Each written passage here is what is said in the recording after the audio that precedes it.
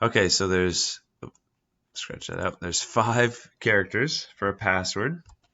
We're supposed to find out how many different options can a person have for the password. And they tell us that they can only use letters and numbers. So in the alphabet, there's 26 letters. And then there's 10 digits. So that means there's 36 different types of characters that we could have for the password. It could be 1, 2, 3, 4, 5, 0. It could be A, B, C, D, E. And we're not going to count lowercase or uppercase letters as anything different because it says it's not case sensitive. Part 2 says, assuming the order matters, how many different ways can the user choose 5 characters for their password? Now, a lot of students would say that, oh, this is a permutation problem because the order matters. That's true, but we don't use that permutation formula we see in the textbook because what 36 permute 5 would do, it would tell you how many different ways you could pick 5 non-repeating characters. These characters, it doesn't say anything about them not being able to repeat. These characters can repeat. There's 36 options for the first character, this one right here. There's 36 options for the second character. There's 36 for the third, for the fourth, and for the fifth. So it's 36 to the 5th power. So that means there's 60,466,176 different ways that you can make that password. Okay, so there's somebody trying to guess someone else's password. They're just going to sit to a keyboard and they're going to choose 5 random characters. What's the probability that they get it right? Well, when you calculate a probability, it's always the number of options that you're interested in. In this case, we have just one guess.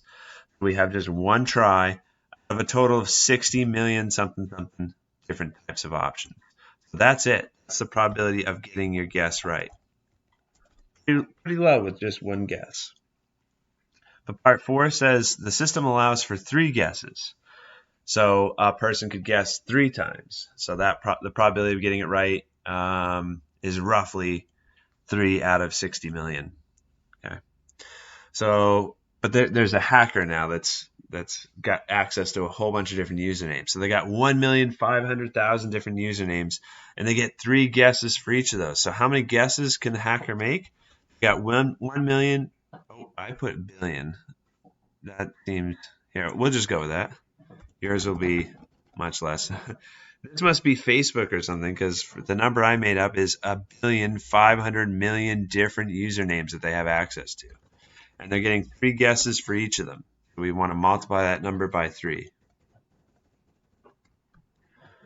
So they're going to have 4.5 billion guesses at their disposal.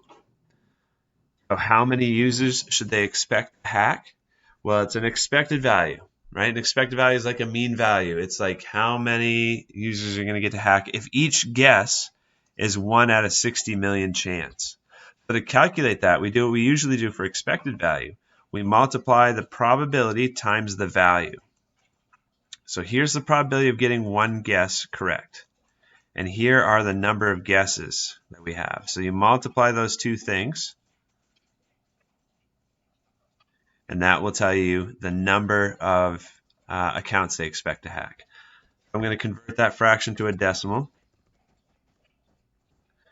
and that's e negative 8 means that's scientific notation. That's 1.65 times 10 to the negative 8 power. So you can just leave that in your calculator and then multiply by 4,500,000,000. So this particular person should expect to be able to get at least 74 different accounts totally under their control.